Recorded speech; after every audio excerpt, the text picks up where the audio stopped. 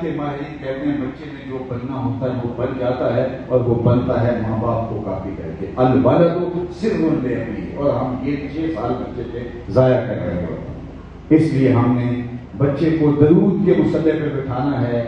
بچوں کو نمازی بنانا ہے، بچوں کو اہل بیت کی، اصحاب پیغمبر کی، اولیاء امت کی محبت سکھانا ہے، ان کو سچائی سکھانی ہے اسی عمر کے اندر۔ جب ماں آستین کے اندر 40 دینار یا درہم سی دے اور کہے جھوٹ نہیں بولنا، تو پھر ڈاکو بھی آ جائے تو بچہ جھوٹ نہیں بولنا ہے، کیونکہ ماں کی وہ تربیت ہے۔ تو آج ماں نے جان چڑھا لی کارٹون دے کے، اور جس نے کارٹون بنائے تھے تو اس کے پیچھے جو اس کا ذہن تھا وہ بچے میں منتقل ہو گیا، اور پھر ہم ہاتھ مارتے رہتے ہیں یہ ہمارے ساتھ کیا ہو گیا، ہم نے اپنے پاؤں پہ خود کلہاڑی ماری تھی۔ تو میں کہوں گا میلاد کے موسم میں، اب میلاد کی محافل بھی ہم جب چھوٹے ہوتے تھے تو بڑی منظم ہوتی تھی، اور اس قدر اس کا حجم بھی بڑا نہیں ہوتا تھا، اور بہت سادہ سادہ لوگ جو ہے وہ گفتگو کرتے تھے، اور سادہ انداز کے اندر جو ہے وہ نعت خوانی ہوتی تھی، اور یہ سارے شش کے جو آج کل ہیں وہ نہیں ہوتے تھے۔ اور جب روحانیت اڑ جائے گی ہماری محافل سے تو پھر حجم جتنا بڑی مرضی ہو جائے اس سے کوئی فرق نہیں پڑنے والا۔ اس لیے ہمیں اپنے گھر کے اندر محافل کا آغاز کرنا ہوگا۔ ہر پیر کو روزہ رکھیں، افطار کے وقت ہر پیر کو بچوں کو اپنے ساتھ بٹھائیں،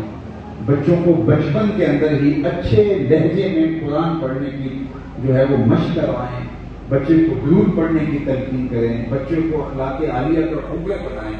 بچوں کو سخاوت کا مزاج پیدا کریں۔ جب بچوں کو خرچی دیں تو سکول جاتے ہوئے تو ان کو تھوڑے سے پیسے زیادہ دے دیں کہ راستے میں کوئی ضرورت مند محسوس کریں، کوئی مانگنے والا آپ دیکھیں، کوئی ضرورت مند دیکھیں، یا آپ کا کوئی کلاس ہے جس کی ضرورت ہو تو بیٹا پردے سے جو ہے وہ آپ نے اس کی مدد کرنی ہے، تو ان کی طبیعت کے اندر، جبلت کے اندر جو ہے وہ سخاوت جو ہے وہ پنپنے لگے گی اور فروغ پانے لگے گی۔ تو اللہ جل شانہ مجھے اور آپ کو اس کی توفیق عطا فرمائے۔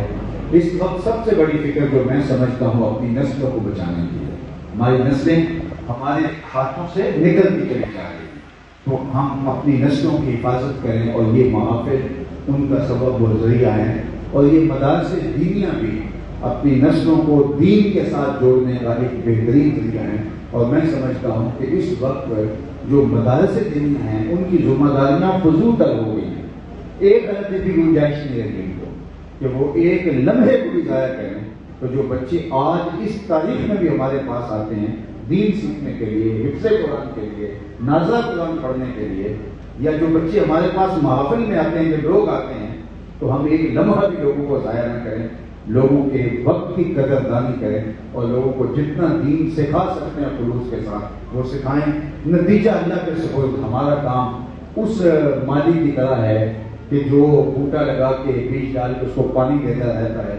پھر وہ اگے، پھل لگے، میٹھا ہو کڑوا ہو، یہ تو مالک کی مرضی ہے، تو وہ اپنے عمل میں کوتاہی نہ کرے۔ اللہ تعالیٰ کی بارگاہ میں دعا ہے کہ بچوں کو جنہوں نے حفظ کی سعادت پائی برکتوں سے مالا مال کرے، اور ہمارے محترم علامہ صاحب کو جزائے